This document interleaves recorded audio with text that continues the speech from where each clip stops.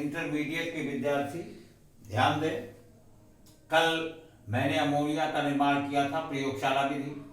नवसागर को बुझा चूना के साथ गर्म किया, अमोनिया गैस प्राप्त हुई। ये प्रयोगशाला विधि थी। आज मैं हाबर विधि द्वारा अमोनिया का औद्योगिक निर्माण कैसे किया जाता है इसके बारे में बताऊंगा। इस विधि द्वारा अमोनिया का औद्योगिक निर्माण करने के लिए 1 भाग नाइट्रोजन तथा 3 भाग हाइड्रोजन गैस को, चित्र पर भी ध्यान देंगे, 3 भाग हाइड्रोजन 1 भाग नाइट्रोजन गैस को।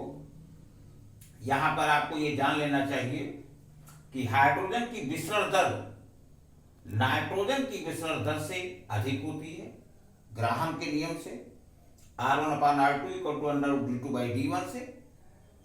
इसलिए आपको हमेशा ये जो 2 समाक्षी नलियां हैं इसमें हाइड्रोजन गैस को ऊपरी सिरे से तथा नाइट्रोजन गैस को हमेशा निचले सिरे से प्रवेश कराने की स्थिति को दर्शाना चाहिए।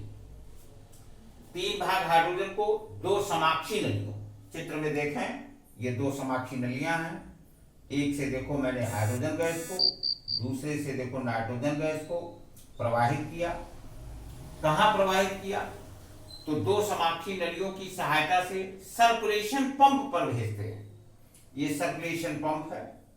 आप लोग जानते होंगे लोहार की दुकान पे धौकनी होती है, एक साइकिल के रिम में पट्टा चढ़ा के टायर का और पंखी से जोड़ देते हैं। तो पंखा क्या करता है, हवा को भट्ठी की ओर अर्थात आगे की ओर सर्कुलेट करता है, बढ़ाता है। तो इसी को मैं सर्कुलेशन पंप कहता हूं। ये सर्कुलेशन पंप इस दिशा में चलेगा, भेजते हैं। पंप द्वारा ये गैसें संपीड़ित करके ये पंप इन गैसों पर प्रेशर डालता है। ये जो आपकी गैसें सर्कुलेशन पंप पर पहुंची हैं अर्थात N2 व H2, इन गैसों को ये सर्कुलेशन पंप संपीड़ित करके उत्प्रेरक कक्ष में भेजता है।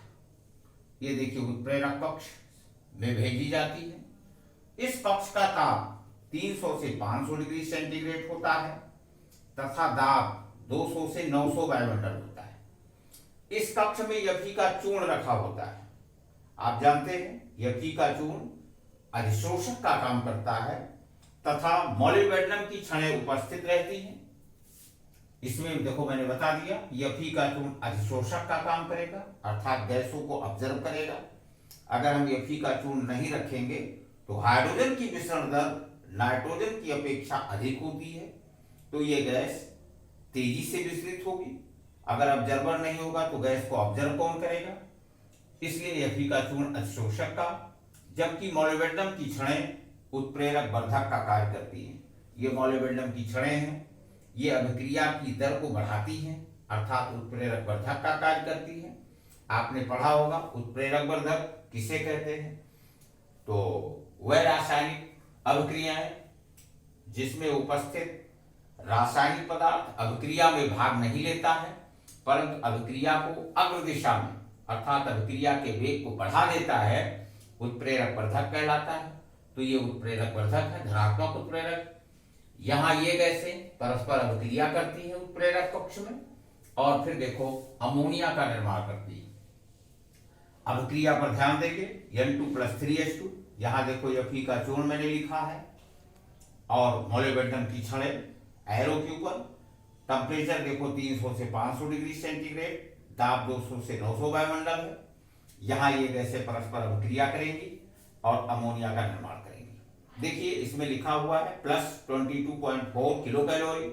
इसका मतलब आप ये समझें कि ये ऊष्माक्षेपीय अभिक्रिया है अर्थात ऊष्माक्षेपीय अभिक्रिया का मतलब ये हुआ कि आप एक्सेस हीट है तो लासातिलिये के नियम से आप पढ़े होंगे फर्स्ट ईयर में, अब फर्स्ट ईयर के कोर्स में हो गया है।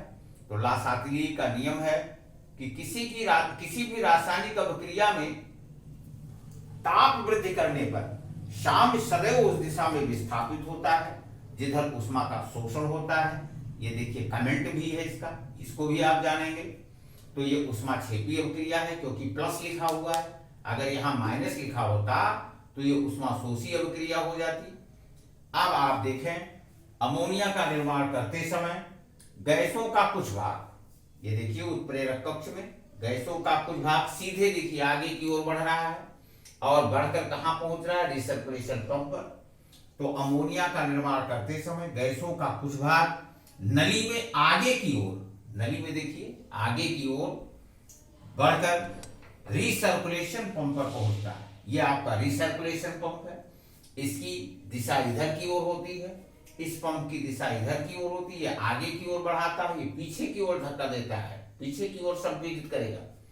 तो देखिए आगे की ओर बढ़कर रिसर्कुलेशन पंप पर पहुंचती है, जिसे पुनः संपीड़ित करके उत्प्रेरक कक्ष में भेजते रहते हैं। अब रिसर्कुलेशन पंप इन गैसों को पुनः संपीड़ित करेगा और उत्प्रेरक कक्ष में भेजेगा, भेजते रहते हैं और इस प्रकार अमोनिया का निर्माण होता रहता है। यहाँ ये सचित्र वर्णन करने के लिए एग्जाम में आता है, इसलिए आपको चित्र पर भी ध्यान देना है। ये एक प्रकार की रचना है, तो जिस तरीके से आप फिगर बनाएंगे उसी चीज को आपको लिखना भी है और इस प्रकार अमोनिया का औद्योगिक निर्माण हावर विधि से हो जाएगा। कमेंट में आपको ध्यान देना है, ला सातेलिए के नियम से ताप वृद्धि करने पर सदैव ताप वृद्धि करने पर रासायनिक अभिक्रिया सदैव उस दिशा में विस्थापित होती है जिधर ऊष्मा का शोषण होता है।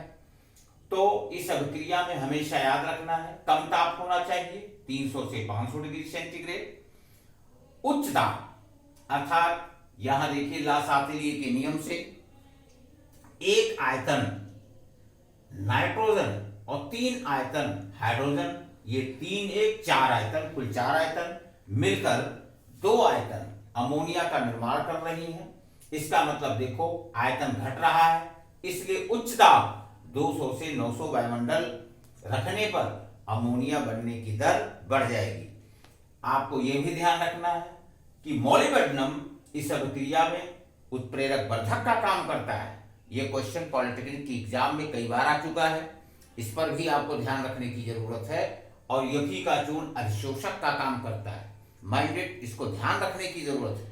अब इस तरीके से हमने आज अमोनिया का निर्माण कर दिया। अब आपको अमोनिया का भौतिक गुण और रासायनिक गुण तथा बनाने की अन्य विधियां, अमोनिया को मैं तमाम तरीके से और भी बना सकता हूं, तो कल मैं आपको अमोनिया बनाने की अन्य विधियां बताऊंगा और साथ ही इसका भौतिक गुण तथा रासायनिक गुण।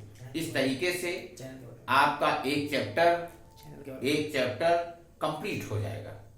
अब आप इस चैप्टर को तैयार करने के लिए देखिए मैंने पूरा अमोनिया बढ़ा दिया बनाने की 2 विधि।